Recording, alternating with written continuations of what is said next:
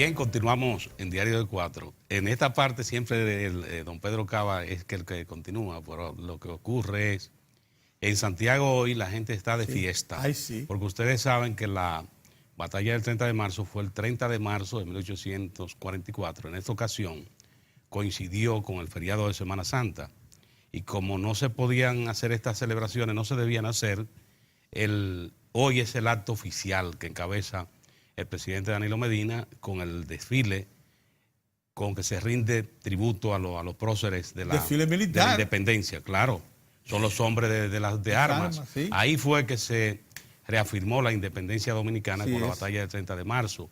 De manera que Santiago y el país celebran este homenaje a estos hombres. Hay que recordar hoy al general José Marinver, a Matías Ramón Mella, que en estos acontecimientos siempre se le da de lado. Ese fue el hombre con una capacidad extraordinaria de organización y de movilización y moral, porque eso le permitió conseguir recursos para proveerse de armas que se aportaron para la defensa de la naciente República Dominicana el 30 de marzo de 1844. Recordar al general Fernando Valerio, hay que recordarlo en su tiempo, al comandante Aquiles Michel. Es decir, todos estos hombres de la batalla del 30 de marzo hay que recordarlo hoy con mucho respeto. De ahí el entusiasmo que hay en Santiago con el desfile que va a encabezar el presidente Danilo Medina para rendir honores a estos próceres de la República. Muy bien, muchas gracias. Mire, buenos días, doctor Nelson Rodríguez Monegro. Nosotros lo hemos solicitado por lo siguiente. A pesar de que usted hasta hace poco era el director del Servicio Nacional de Salud y ahora está en receso, es un dirigente político probado del Partido de la Liberación Dominicana, miembro de su comité central y un hombre que ha estado presente en todos los gobiernos del PLD con un equilibrio y capacidad de servicio que no parecen tener fronteras. Necesitamos una evaluación de justicia de lo que es el servicio de salud de hoy, porque 4 prestantes médicos dominicanos de primera línea han dicho que el sistema de prestación de servicios de salud público llegó al piso, al colapso total para ellos. Lógicamente son 4 profesionales muy ligados al ejercicio privado, muy ligados. Ocasionalmente han dado servicio a público, pero su fundamental presencia ha sido en el servicio privado. Esto puede tener alguna implicación. Hemos solicitado de usted, que conoce al cojo sentado en el sector salud, para que nos diga si en efecto la prestación del servicio de salud pública y lo que ha pasado aquí en los gobiernos del PLD ha significado un retroceso. Buenos días, gracias por la invitación y el reencuentro. Teníamos tiempo que no nos veíamos. Mire, nunca habíamos estado mejor que ahora. Es decir que el sistema de salud en la República Dominicana hoy está peor que antes es algo que solamente lo puede decir el que no conoce a profundidad lo que éramos antes. ¿O no quiere reconocer o no quiere reconocer? Yo pienso que sobre todo el tema de la red asistencial habrá que hablarse antes y después de Danilo Medina. Es decir, si bien es cierto que se ha criticado mucho el tema de intervenir 56 hospitales, los principales hospitales del país, de manera simultánea, y que eso trajo como consecuencia, bueno, pues dificultades de la parte asistencial, no tanto para los que trabajan, sino también para los que demandan servicios. No menos cierto que aún en esa condición de los servicios se han estado dando y que nosotros no tenemos una caída de nuestros indicadores en términos sanitarios. Es decir, aún en el proceso de remodelación. Ahora bien, cuando termina la remodelación de esos hospitales, entonces uno ve la satisfacción de la gente y siempre he expresado que primero el que quiere moño bonito tiene que aguantar jalones. Y en segundo lugar, que producto de haber participado en tantas inauguraciones y ver la cara de la gente, entonces valió la pena la espera. Es decir, hoy en día, esos hospitales que están terminados, inaugurados, no tienen competencia desde el punto de vista de infraestructura ni desde el punto de vista de la tecnología que tienen en el componente y privado. calidad de los equipos. Sí, no. Fueron llamados a concurso en tiempo suyo. Sí. Pero lo que quiero decirle es que en esos municipios, en esas provincias, donde existe hoy un hospital, porque no son hospitales remodelados, son hospitales nuevos. Así es decir, son nuevos. Claro. Difícilmente puede instaurarse servicio privado de salud con esas condiciones. Ahora falta un componente que siempre lo resalto, que es el recurso humano. Es decir, de nada vale toda esa inversión que ha hecho el presidente Danilo en infraestructura, en tecnología, en mejoría salarial de los empleados, si no hay un cambio de comportamiento de ese recurso humano, de entender que el eje central del servicio de salud es el paciente. Ni es el director del hospital, ni el médico, ni la enfermera, es el paciente. Y todo tiene que desarrollarse en torno a satisfacer la demanda de ese paciente, que es la razón de existir. De modo que eso no quiere decir que haya grandes retos por delante, porque el mantenimiento de esos hospitales nuevos es un desafío para la República Dominicana. No es verdad que con el presupuesto que tienen hoy en día pueden mantenerse. Y en segundo lugar, sobre todo aquí no ha habido una cultura, y esa es la verdad, de planificar la prevención, lo que se llama el mantenimiento preventivo de esos equipos que son muy costosos. Incluso hay que capacitar al recurso humano para el manejo de esos equipos, para el buen uso de esos equipos, y que esos equipos puedan tener una vida media útil. Después de adquirido de calidad. Sí. No, claro. De calidad, que no sean Sí. como sabemos, ¿cómo es que le llaman a las piezas? Carabelita. Sí. Que ya eso se resolvió. No, son equipos de Eso se calidad. resolvió, Y ¿verdad? ha señalado algo muy importante, el cuidado de esos equipos. Si no se produce un cuidado, incluso la colocación El donde buen está, manejo del sí, equipo, claro. es decir, en segundo, lo que se llama mantenimiento preventivo. Así como usted coge su carro cada 5,000 kilómetros y le cambia el aceite, entonces hay que darle un mantenimiento preventivo. Y además, Hay que crear una unidad para eso. yo pienso que eso hay que tercerizarlo. Tercerizarlo. Es decir, eso hay que contratar. licitar Y con la misma compañía, porque ese es un tema que pudiéramos un día dilucidar, el tema de las licitaciones y las empresas. Es decir, hoy en día hay una cantidad de filibusteros que tienen compañía de carpeta y que no son más que intermediarios y que participan en esas licitaciones y generan muchas dificultades. Es decir, no es el empresario tradicional en el ámbito de la tecnología médica, sino que viene mucha gente porque entienden que ahí se gana un dinero y entonces participan. Y usted posteriormente tiene problemas. Entonces, ¿qué es lo recomendable? Entonces, ¿qué ocurre? Que las empresas que licitan o participan en licitaciones de equipo tienen que tener una serie de condiciones. Por ejemplo, ser representante de esos equipos, por un lado. Segundo, tener lo técnico para darle mantenimiento a ese equipo, porque el tema no es comprar un equipo, no es comprar un servicio. Yo te compro el equipo que te ganaste en una licitación, pero tú tienes primero, dame una garantía, y segundo, ofertarme el servicio de mantenimiento y reposición de piezas. Y eso es lo que se está haciendo. Bueno, nosotros lo estábamos haciendo. Lo estaban haciendo. O sea, que el soporte técnico está asegurado. Es decir, estaba en el tiempo bueno, no, con ese criterio. Es un proceso. Es igual, por ejemplo, una planta eléctrica que estamos hablando de una planta de 500 kilovatios, de 1 mega, que puede tener un hospital de esos grandes. Sí. La vida media de una planta de esa, con su mantenimiento adecuado, es 15 o 20 años. Dígamelo. Aquí no llega a 5. No pasa. Entonces, usted sabe lo que cuesta una planta de esa. Yo lo sé. Entonces, eso, lo que nosotros teníamos planificado, ojalá tome nota de eso el licenciado Chanel, que es el actual director. Pienso que es un adecuado gerente.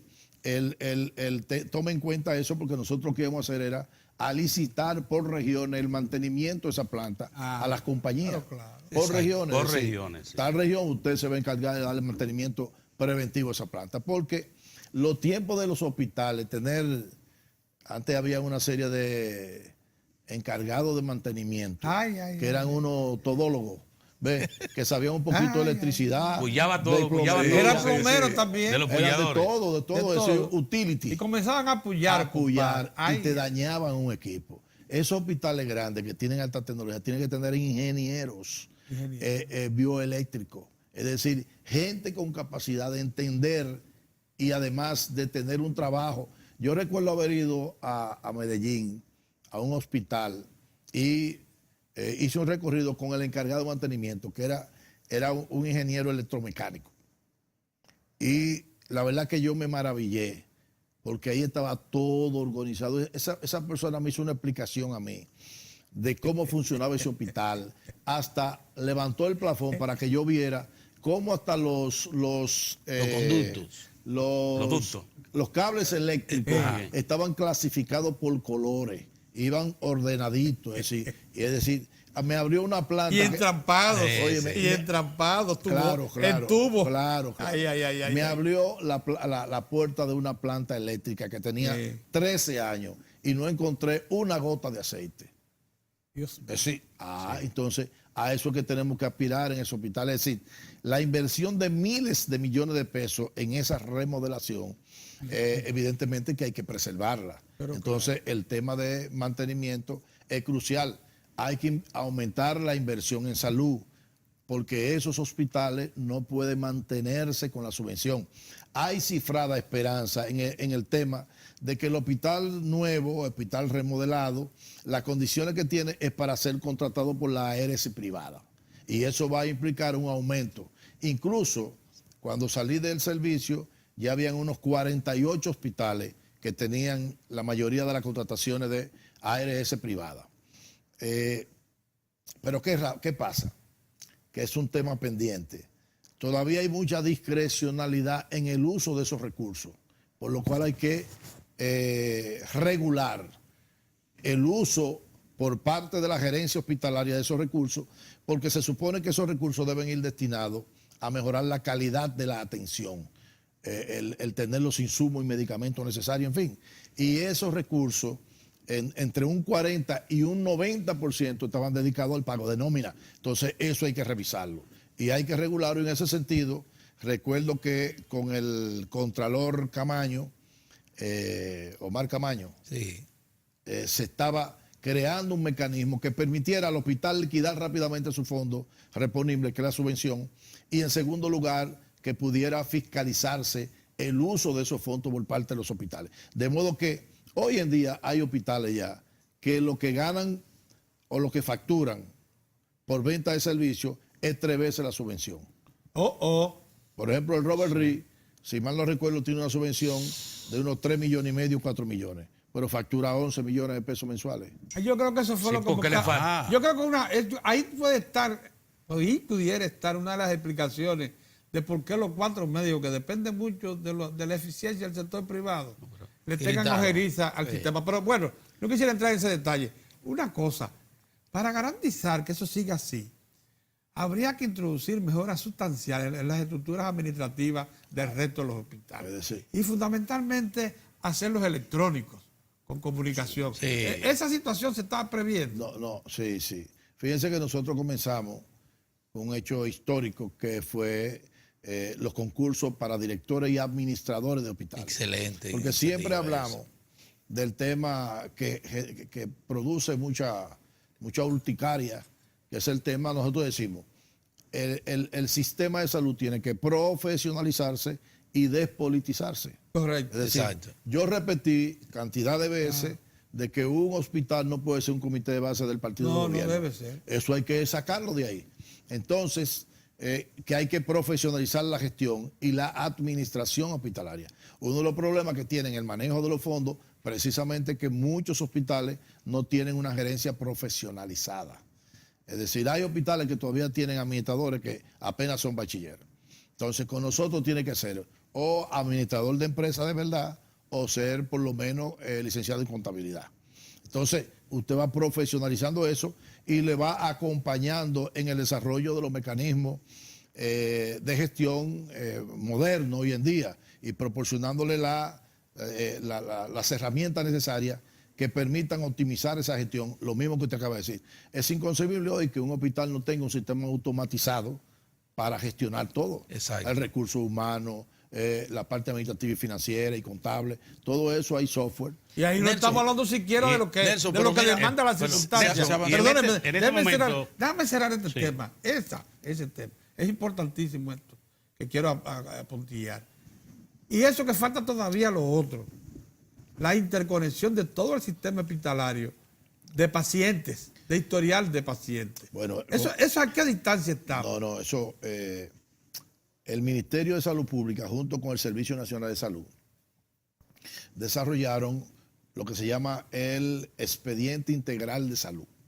Expediente integral. Expediente Integral de Salud, que es una aplicación electrónica donde está el historial clínico del paciente. No importa dónde esté ubicado. No importa dónde esté ubicado, simple y llanamente lo que tiene que tener es conectividad. Es decir, porque por internet, es decir, cualquier médico puede alar o va a poder alar ese expediente clínico de ese paciente. Es decir, que si nosotros estamos rezagados en algo, y tengo que ser honesto en eso, y es en el tema del desarrollo del primer nivel de atención. Es decir, nosotros todavía tenemos que pasar del discurso a los hechos. Hablamos mucho de que el primer nivel de atención es un nivel que debe tener capacidad resolutiva, que debe ser el sitio donde primeramente vaya la persona y que el médico de familia o médico internista o generalista lo chequee y él decida si necesita ir a un hospital, en fin. Para evitar el congestionamiento que trae deterioro de los hospitales. Que no se han hecho las inversiones pertinentes para ese primer nivel. Nosotros tenemos apenas el 47% de la población tiene acceso a un primer nivel de atención. Que no quiere decir que la gente no tenga atención. Lo que pasa es que por no tener el primer nivel, se va al hospital. O por no tener capacidad resolutiva, la unidad de atención primaria, la gente le pasa obligada por a pasar y sí, termina en el hospital. Sí, claro. Entonces no. Entonces hemos planteado muchísimas veces la necesidad de hacer, con ustedes mismos planteamos el tema de la pasantía médica. Entonces no puede tener un primer nivel de atención con un médico pasante. Cuando comienza a tener habilidad y destreza, se va y viene otro nuevo. Entonces, el médico familiar, el médico de un centro de primer nivel de atención, es como aquel médico de cabecera de la gente de antaño, señor, que conoce a la familia, que conoce al individuo, conoce todos los problemas de salud, que existe una empatía, es decir, entre la comunidad y el equipo de salud. No puede ser un equipo itinerante, que hoy está aquí, mañana no está. No, eso hay que cambiarlo. Por eso necesita grandes inversiones. Yo, junto con el equipo que teníamos ya, hicimos la estimación. El cerrar la brecha del primer nivel de atención a nivel general del país, se necesitan 15 mil millones de pesos. 15 mil millones de pesos. Para un programa sostenido, hasta tú concluir. 15 mil millones de pesos, con eso se levantan todos los centros de primer nivel de atención que necesita el país de acuerdo a la población. Con su sistema informatizado, todo, interconexión y todo. Con todo eso. 15 mil millones de pesos. Lo mismo que va a costar la plaza, la ciudad sanitaria Luis Eduardo. Eso va a costar más o menos, sí. Exactamente. Exacto. Doctor Nelson Rodríguez, usted ha dado una información cuando dio el dato de Robert Reed, cuando establece la subvención más lo que recibe el hospital por gestión. En este momento, el sistema está en capacidad de precisamente administrar estas informaciones, porque incluso cuando usted comenzó estaba en las funciones, en los primeros días, recuerdo que estaba la información, por ejemplo, de la alta proporción que pierde el Estado, porque al final, como no hay una ARS que pague ese servicio, termina pagándolo el contribuyente. Claro. En este momento, hay garantía de que, por ejemplo, llegó el ciudadano o la ciudadana, como hacen en la clínica, la información, cuál es su ARS, levantan la información y después le cobran a la ARS. Bueno, eso hay que irlo optimizando, pero sí existe. Se factura. En muchos Por lo hospitales menos se factura. ya le están facturando a las ARS privadas. Sí. Estamos en el proceso porque la mayoría de esos recursos de facturación son producto de la facturación a SENASA, Sí. que es la ARS Sí, pública. que es la principal. Entonces, pero comienzan con los privados. No quiere decir que eso no esté exento de dificultades. Sí. Porque la ARS privada, si se lo están viendo gratis, ¿para qué va a pagar? Entonces, tiene que haber un mecanismo. Sí, claro. Porque eso es así, se la ponen en China muchas veces, y que tiene esto, que no tiene esto. Yo una vez le dije... Rehuyen el pago. Yo una vez, además hay una resolución de la CISARRIL que independientemente de que la ARS haya contratado o no al hospital, las emergencias deben pagarlas. Deben pagar las emergencias. La emergencia, Hay que todo pagar. aquel que va a un hospital público y tiene un seguro privado y lo atienden, debe pagar pagar esa la parte, emergencia, sí. por una resolución que hay. Eso no se expresa, digamos, de una manera expedita, porque todavía hay dificultades de la parte de gestión Sí, hospitalaria, sí. porque hay que mejorar eso. Entonces... Son administradores lo que pero el debieron. futuro del hospital, indudablemente que está ligado a la venta de servicios, Nelson, a las ARS en sentido Hay general. un tema muy sensible, hay un Adelante. tema muy sensible que presentaron precisamente esos 4 médicos cuando hicieron el cuestionamiento al sistema de José salud. Joaquín. Sí, José Sí, Joaquín eso. Mella. el doctor Castaño.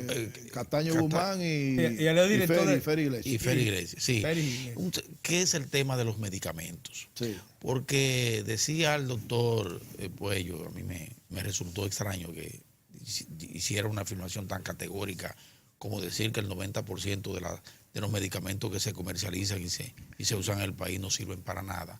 En la boca de un científico como él, a mí eso me espantó.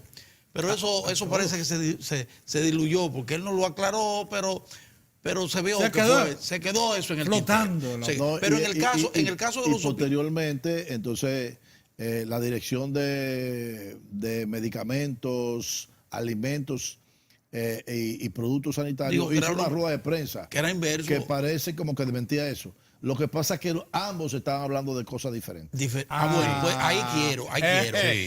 Entonces, escuchar su parecer en torno a esto. Y porque los medicamentos, bueno, lo que uno compra en la farmacia, pero en el caso particular, que es lo que tiene que ver con lo que eran sus funciones, de suplir esos medicamentos a los hospitales, Sí. que lleguen a los hospitales. ¿Cuál era, al momento de usted salir, cuál era la situación con relación a los medicamentos? Ok, pero fundamentalmente? déjeme, Sí. porque esta es una oportunidad para aclarar Ajá. el tema tanto de Puello como de salud pública. Sí, Puello ha dicho, quizá un poco exagerado, sí. de que él dijo el 90% de los medicamentos que están en el mercado no sirven para nada. Sí. ¿A qué se refería él? La industria farmacéutica, que tiene fines de lucro, pues desarrolla moléculas y muchas de esas moléculas tienen estudios que no tienen el rigor científico que vinculen el medicamento Con el a un resultado. efecto positivo para la enfermedad que está. Es decir, hay muchísimos medicamentos en el mercado que dicen que se utiliza en tal enfermedad, pero no hay una demostración científica de que realmente ese medicamento mejore En ese efecto, sí, para esa enfermedad. Sí, sí. Entonces, eso fue lo que quiso decir Puello. Es decir, Puello dijo, bueno, el 90% de los medicamentos que están en el mercado no sirven para nada. Esto es, esos medicamentos, aún la industria diga que es bueno para tal enfermedad, en la práctica no está comprobado. Ahora, no quiere decir que si la gente utiliza el medicamento lo dañe. Ahora, no sirve para la enfermedad, de modo que es un gasto innecesario. No, pero lo Además, daña una porque pérdida la gente cree que se está tomando un medicamento que lo va a curar. Bueno, por y no ahí lo está. entra en juego el médico. Bueno. Es decir, como médico, no todo lo que me traiga a mí un visitador o médico o me presente Ahí viene una el compañía asunto. farmacéutica, yo puedo aceptarlo de que es como ellos dicen que eso Ahí sirve. está, exactamente. Entonces, el médico tiene que investigar, es decir, cuáles son los estudios de investigación que existen. Los estudios que demuestran que un medicamento tiene un efecto positivo tienen una serie de condicionalidades desde el punto de vista científico. Es decir, son investigaciones doble ciego, son investigaciones multicéntricas, son investigaciones que demuestran que ese medicamento en una serie de centros en igualdad de condiciones producen los mismos efectos. Exacto. Es decir, he cogido una población sana y le he dado el medicamento y he conocido una población. Veamos entonces la versión oficial sobre la calidad de la medicina. Entonces, ¿qué resulta? Que el ministerio interpreta que el doctor Puello ha dicho que los medicamentos que están en el mercado no sirven. Es decir, que no tienen condiciones. Y el ministerio entonces hace una rueda de prensa y resalta de que el medicamento que tiene una... Cumplen un 99% con su... Es decir, sí. ¿Qué es lo que quiso decir entonces el ministerio? El ministerio lo que ha dicho, no, los medicamentos que tienen registro sanitario aquí cumplen con sus especificaciones. Exactamente. Es decir, si este medicamento dice que tiene X principio activo en tal concentración y que debe preservarse en tal tiempo, en tal temperatura, nosotros damos seguridad de que ese medicamento que está en el mercado cumple con eso. Porque pasó por laboratorio, pasó por claro, para tener el registro. Sí. Cumple con eso. Fíjense que uno está diciendo, uno es que no todos los medicamentos están en el mercado sirven para lo que dicen. Sí. Y otro, el medicamento que tiene su registro sanitario, nosotros aseguramos de que tiene la calidad. La calidad en el sentido, desde el punto de vista del principio activo, que tiene lo que está diciendo en la concentración. Sí. Más nada. ¿Se entiende? Sí, cierto. Entonces, por eso estaban hablando. Y yo en un Twitter hice esa aclaración, porque la verdad que me produjo mucho, porque ambos tenían razón. Es decir, ahora también es cierto, doctor, que una proporción importante de los medicamentos que ingresan al país o son falsificados y entran por vía irregular, por tanto, y entonces eso tiene muy confusa todo el mercado. Ahora bien, los medicamentos que suministra Promese pasaron la prueba. Sí. Claro. Es decir, cuando... Y los que están en las farmacias oficializadas aquí, también. Es decir, fíjense que el tema de la separación de funciones ha hecho que el ministerio tenga más tiempo para dedicarse a lo que debe dedicarse. Exactamente. Es decir, el sacarle la red hospitalaria que le demandaba el mayor tiempo. Sí, claro. Entonces ellos pueden ahora, y está desarrollado, y eso es verdad, todo un sistema de vigilancia farmacológica. Anteriormente, ¿qué se hacía? Anteriormente lo que se hacía era que una compañía, una empresa, solicitaba un registro y llevaba el medicamento. Y ese medicamento se mandaba a analizar al laboratorio de Filló, que era el encargado para eso. Y de ahí resulta que, bueno, el medicamento sí cumple con las especificaciones. Bien, pero ¿qué ocurre? Que nada quitaba de que esa compañía posteriormente no cumpliera con las especificaciones, porque no había un seguimiento aleatorio de los medicamentos en mostrador. Es decir, el ministerio hoy en día de manera aleatoria busca muestras en la farmacia y le hace la prueba para ver si es verdad que tiene la misma concentración. Porque yo puedo decir, esta ampicilina tiene 500 miligramos, llevo la muestra y cumple, pero posteriormente estoy mandando al mercado una que tiene 300.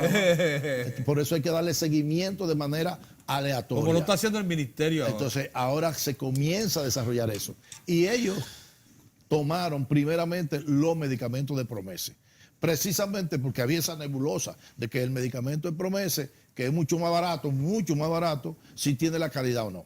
Entonces, en esos estudios que ellos hicieron, se demostró que esos medicamentos tienen la calidad adecuada. Es decir, son fiables. Sí, son para fiables. Toda la población. ¿Y cuál es el mecanismo, doctor, para cuando se va, en el caso de los medicamentos, para suplir los hospitales? Hay un mecanismo que garantiza todo eso. Nosotros hemos ido mejorando grandemente. Ajá. Aquí anteriormente ni siquiera se hacía una estimación de cuáles eran las necesidades. Hoy en día se hacen reuniones por regiones con todos los hospitales de esa región. Y entonces, de acuerdo a la carga de enfermedad, a la frecuencia con que se ven, el tipo de problemas que ven en el hospital, entonces hacen un levantamiento y una estimación de los medicamentos que necesitan. Luego, al final, se hace un consolidado del país entero. Y eso le va a dar cuáles son los medicamentos que se necesitan y cuál es la cantidad de dinero. Bueno, ese ejercicio del año pasado arrojó de que el país necesitaba alrededor de 3.000 millones de pesos para suplir medicamentos e insumos. 3.000 millones de pesos. Entonces, nosotros teníamos 2.000 millones. Pero ahí entra todo el tema de cómo tú comienzas a reorganizar las cosas. También. Ok. Resulta que dentro de 3.000 millones están todos los hospitales, incluyendo los autogestionarios y los antiguos del seguro. Caramba. Todo. Pero el seguro tenía asignado 278 millones para medicamentos del seguro. El seguro social. Los hospitales del seguro, los 20 hospitales. Pero espérate, entonces esos 270 millones ya no tienen que ir al seguro. Vienen al servicio. Claro. Bajé la brecha. Sí, ¿verdad? sí. Pero resulta que el SENASA tenía asignado 28 millones de pesos para el primer nivel de atención. Mensuales. Entonces, esos 28 millones de pesos resulta que se lo compraba por meses, pero nada más le facturaba 14, 15. Hoy los otros 14 millones, ¿dónde están? Sí. ¿Se está quedándose nada con ellos? No, espérate. Ese dinero son de los medicamentos del subsidiado. Entonces, ¿cuántos son? Ya va ingresando un dinerillo ahí. 14 más. 14 por 10. Claro. Son 140. Entonces, ¿pero qué resulta? Que el Promese tenía una serie de programas de salud. Bueno, en un momento ellos asumieron unos programas de salud para situaciones especiales de salud. Por ejemplo, medicamentos para gente que tenía Parkinson o medicamentos para gente que sufre de epilepsia. Hoy en día ya no es necesario de que el Promese tenga ningún programa. Porque ¿qué es lo que Promese? Promese lo que es un proveedor de medicamentos y insumos de la República. Más nada. Más nada. Usted no tiene que hacer más nada nada que no sea eso. Y usted va a comprar lo que yo le digo que me compre. ¿Ok? Exacto. Entonces, ¿qué resulta? Tenían unos 70 y pico de millones de pesos en esos programas, pero ya yo lo calculé aquí. Pasa esos 78 para acá también. Entonces, fíjate cómo hoy en día prácticamente no existe brecha, sino que la cantidad de dinero se completó haciendo esa reingeniería. Porque es el tema de la gestión. Eso es gerencia. ¿Cómo tú vas eso es gestión. bordeando eso? Y yo le puedo decir a ustedes que Promese no está en capacidad de suplir el 100% de los medicamentos. Entonces, algo que quedó en el tintero cuando nosotros salimos es que los hospitales compran medicamentos. Y esos medicamentos los compran a unos precios muy por encima de los del mercado, por múltiples circunstancias. No voy a entrar en eso. Y eso explica en parte del endeudamiento del hospital. En parte. Entonces, ¿qué resulta? Que nosotros estábamos trabajando lo que es una licitación de precios y proveedores. Ok, estos renglones, sobre todo de medicamentos, que cuestan mucho, pero que de uso poco frecuente, no vale la pena que Promese lo compre. Porque Promese obtiene el beneficio con la compra de economía de escala. Es decir, grandes volúmenes. Ahora estos son renglones, son pocos, aunque cuestan mucho. Entonces, ok, dejamos que el hospital lo compre. Ahora, si yo hago una licitación de precios y de proveedores, entonces yo digo, bueno, X medicamento, y yo licito entre proveedores ese medicamento para que me den un precio. Bien, entonces yo le digo a los directores de hospitales, mira, estos medicamentos que no se los entrega Promese, ustedes tienen que comprárselo a estos proveedores y a este precio, porque fue una licitación de precios. De modo que ahí usted amarra cualquier tipo de varío que pueda haber ahí. Es decir, existe mecanismo. Eso quedó realmente en el tintero y se estaba trabajando con el BID, porque aquí nunca se ha hecho eso. De modo que con el tema de medicamentos, por a otra cosa, es que todavía hay que socializar la lista del cuadro de medicamentos esenciales. El médico tiene que conocer cuáles son los medicamentos que tiene el cuadro básico, cuáles son los medicamentos que quiere usar. Es decir, eso es un problema que todavía, y tiene que ver mucho con mortalidad materna, mortalidad infantil, en lo que es la adherencia al uso de los protocolos que se diseñaron. Es decir, ya los médicos, hasta en una aplicación del celular, puede ver qué se usa en tal enfermedad. El doctor se nos agotó el tiempo, pero la verdad es que su intervención ha sido tan provechosa, tan productiva, que incluso se quedó una pregunta en el tintero de importancia vital en este momento. Y es si esas experiencias que usted señala pueden indicar que el sistema de seguridad social que diseñamos es compatible con la realidad. Es posible sustentarlo si se le hacen mejoras. No, eso hay que mejorarlo. Hay que mejorarlo sustancialmente. Pero digo, pero sustancialmente, Sustancialmente no hay que un cambio y No, volver no, hay que atrás. mejorarlo No, volver sustancialmente. atrás no. Lo primero con Volver eso atrás, es ¿no? que hay que ver cuáles componentes de la ley nunca se han aplicado. Exacto. Exactamente. Lo que se distorsionaron. Sí. Porque, por ejemplo, la ley dice que al paciente afiliado debe suministrársele los medicamentos todo el tiempo y que el paciente, la seguridad le cubre el 70% y el paciente pone el 30%. Sí. ¿Y qué ocurrió? Que para que comenzara el Seguro Familiar de Salud en el 2007, en el régimen contributivo, hubo que hacer muchísimas concesiones ahí. Y una de esas fue, ahí surgió el tema de que 3,000 pesos por año. Sí, medicamentos. sí, sí. Ahorita lo Pero, que es eso. pero eso no es lo que dice la ley. Exacto. La ley dice medicamentos durante todo el año. Usted pone el 70% y el paciente pone el 30%. Así es. Entonces, eso hay que retomarlo. Porque nosotros logramos subir a 8,000 pesos. Sí, claro. Ve, Sí, que porque esa es la yo, que esté vigente ahora. En ese momento, yo trabajaba como representante del ministerio en el Consejo de la Seguridad Social. Ya son 8. Y eran 8. Es decir, ¿quiénes que querían los empresarios de esa área? Lo que querían era aumento de un 5 y nosotros logramos un 8. Pero realmente se podía hasta un 10 con el aumento de la cápita que se hizo. Es decir, ese es un tema Se que le pueden hay que hacer arreglar. ajustes. Hay que Pero mejorar. hay un tema ahí que usted lo ha ido a mencionar mucho por parte de el director de la CISARRIL.